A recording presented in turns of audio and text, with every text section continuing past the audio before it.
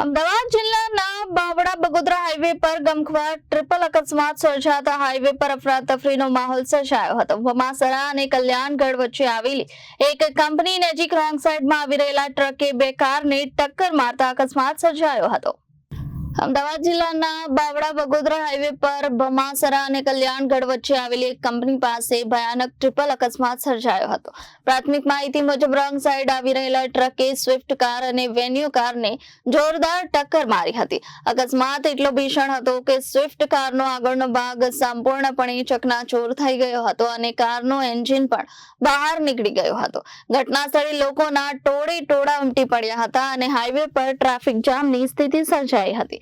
અકસ્માતમાં બે લોકોની ગંભીર ઇજાઓ પહોંચતા તેમને તાત્કાલિક સારવાર માટે બાવળા હોસ્પિટલ ખસેડવામાં આવ્યા હતા।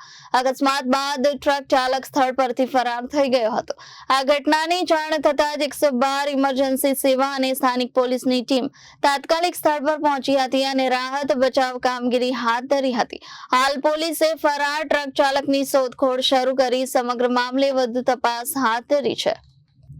Reporter Makwana Mahendra, Janadesh news, Ahmedabad.